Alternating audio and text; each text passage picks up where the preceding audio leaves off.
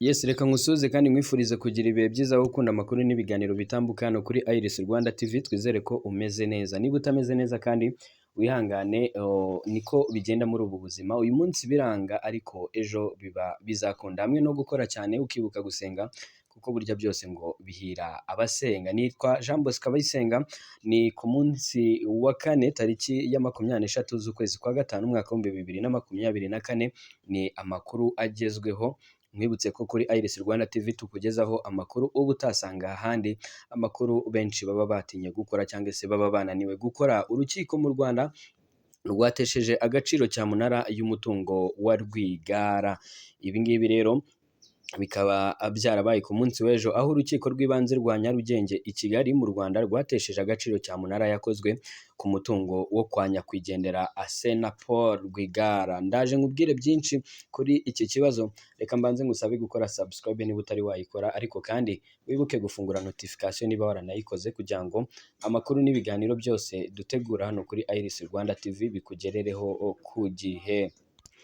Nk'uko nari mbikubwiye rero, urukiko rw'ibanze rwa Nyarugenge i Kigali mu Rwanda rwatesheje agaciro cyamunara yakozwe ku mutungo wo kwa nyakwigendera Asena Paul Rwigara. Umucamanza yavuze ko umuhesha w'inkiko wateje mu cyamunara inyubako yo kwa Rwigara yagaragajemo inenge zituma iteshwa agaciro. Ni icyemezo umucamanza yafashe nta muburanyi n'umwe uri mu cyumba cy'urukiko.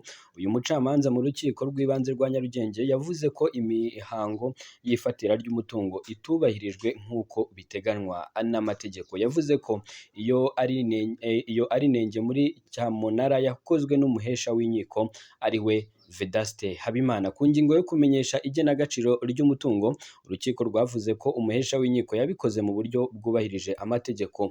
Yavuze ko kuba yarajyanye mu rugo kwa Rwigara inyandiko zikubiyeho iryo genagaciro nta makosa yakoze. Indi nenge umucamanza agaragaza muri cyamunara yakozwe n'umuhesha w'inkiko ku mutungo wo kwa Rwigara ishingiye ku kutubahiriza igihe cyagenwe n'amategeko. Yavuze ko ubusanzwe haba hagomba kubahirizwa iminsi 5 ya cyamunara. Ashingiye ku nenge abona mu migendekere y'iyo cyamunara, umucamanza yanzuye ko iteshwa agaciro. Ku ndishyi y'akababaro, abunganira Adeline Mukangemanyi Rwigara bari basabye zingana na miliyoni 20 z'amafaranga y'u Rwanda na miliyoni 5 z'igihembo cy'abanyamategeko. Umucamanza yaciye umuhesha w'inkiko amafaranga 900,000. Yasobanuye ko akubiyemo 400,000 by'indishyi kuri Adeline Rwigara ndetse n'amafaranga 500,000 y'abanyamategeko bamwunganira. Uyu mucamanza yasobanuye ko umuhesha w'inkiko Vedaste Habimana yateje igihombo abo kwa Rwigara, bityo ko ari we ugomba kukirengera nk'uko amategeko abiteganya. Icyakora yavuze ko cyamunara ishobora kongera gutangira. Abunganira Adeline Mukangemanyi Rwigara, umugore nyakwigendera yasize, ari bo Gatera Gashabana na Pierre Ruberwa, baburana bavuga ko mu makosa Habimana yakoze yazanyemo banki y'ubucuruzi ya Equity Bank irangiza urubanza itabayemo umuburanyi. Umunyamategeko Emmanuel Abijuru wunganira umuhesha w'inkiko Habimana avuga ko banki y'ubucuruzi yakoje bank yihuje na Equity Bank bihinduka Equity Bank Rwanda, bityo ko yegukanye inshingano zose zirimo n'umwenda abo kwa Rwigara bahoze babereyemo koje bank. Iyi cyamunara iteshejwe agaciro yakozwe ku nyubako yo kwa Rwigara iherereye ahazwi nko mu Kiyovu cy'Abakire i Nyarugenge mu mujyi wa Kigali ku itariki ya 26 z'ukwezi gushize. Nk'uko byatangajwe n'umuhesha w'inkiko Vedaste Habimana, iyo nyubako bigaragara ko itari yakuzura.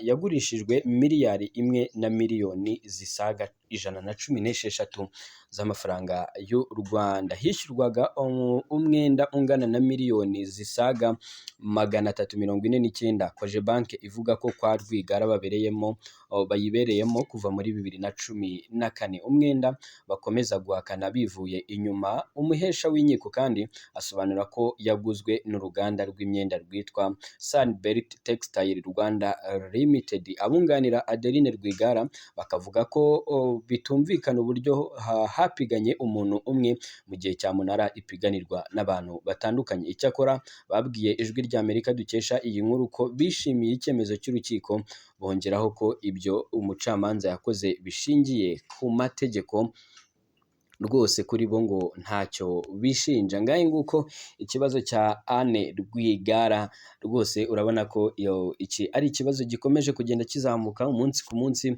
isaha ku isaha, by'umwihariko i Nyarugenge, aho benshi bakomeza kwibaza amaherezo y'ibi byose, amaherezo y'ibi ngibi rwose ukuntu bigomba kuba birangira. Ni ikibazo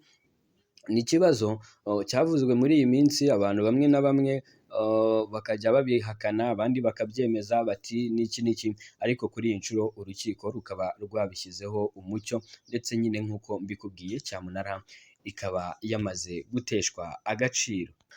Munyemerere rero aya makuru tuyakomereze mu gihugu cya Nigeria, aho muri iki gihugu inzara iri kuvuza ubuhuha kubera guta agaciro kw'ifaranga. Ubukungu bwa Nigeria bukomeje kujya mu kaga kubera guta agaciro gakabije, by'umwihariko ku ifaranga rikoreshwa muri icyo gihugu. Ni ifaranga rizwi nk'inayira, ku buryo bamwe mu banyanigeria bakoresha imbuga nkoranyambaga bakomeje gushyira hanze amashusho bagaragaza ko bagabanyije ibyo barya, cyane ko ibiciro bya byinshi mu biribwa by'ibanze byikubye kabiri karenga mu gihe kitageze ku mwaka. Ibi biri kuba nyuma y'uko muri Werurwe 2023 Bola Tinubu atorewe kuyobora Nigeria, agahita ashyiraho impinduka agerageza gusubiza ku murongo ubukungu bw'icyo gihugu, ariko kuva yagera ku butegetsi ifaranga rikoreshwa muri icyo gihugu rikaba rimaze guta agaciro hafi ku kigero cya 30% mu gihe kitageze ku mwaka. Ibi bikaba biri guhungabanya ubukungu bw'inzego zose za Nigeria kubera ukwiyongera gukabije kw'ibiciro ku masoko. Izo ngaruka kandi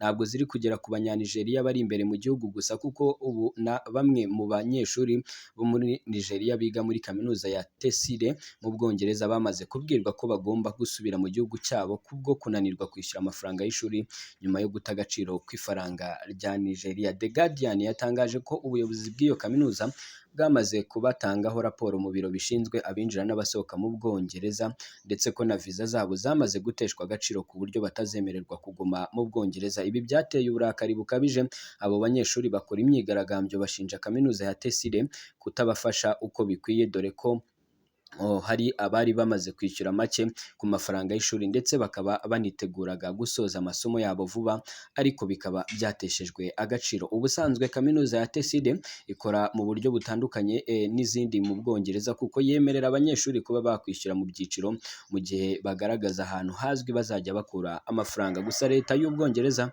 yatangaje ko ubuyobozi bw'iyo kaminuza ari bwo bufite uburenganzira bwo gufata umwanzuro w'abakomeza kwiga n'abasubizwa iwabo, ariko ko mu gihe viza z'abo banyeshuri zamaze guteshwa agaciro batazemererwa kuguma muri icyo gihugu. Ngahe nguko muri Nigeria inzara iravuza ubuhuha. Mw'abantu mwe ntago mu Rwanda ariho ibintu byabuze, no mu bihugu bimwe na bimwe tuba dutekereza ko bikomeye nka Nigeria inzara iravuza ubuhuha. Aba banyeshuri rero bikaba biteganyijwe ko bagomba kuba basubira iwabo muri Nigeria. Ngahe nguko nitwa Jean Bosco Abayisenga, iyi ni Iris Rwanda TV. Kora subscribe ufungure notification kugira ngo ujye uba uwa mbere ubona amakuru n'ibiganiro byose bitambuka hano kuri Iris Rwanda TV. Niba wifuza kwamamaza ibikorwa byawe, twandikire, hari nimero iri kuri description, utwandikire niba wifuza ko tukwamamariza. Dukorera mu karere ka Musanze, twumvikana hirya no hino hatandukanye mu gihugu. Uburyo ubwo ari bwo bwose wifuza ko twakwamamariza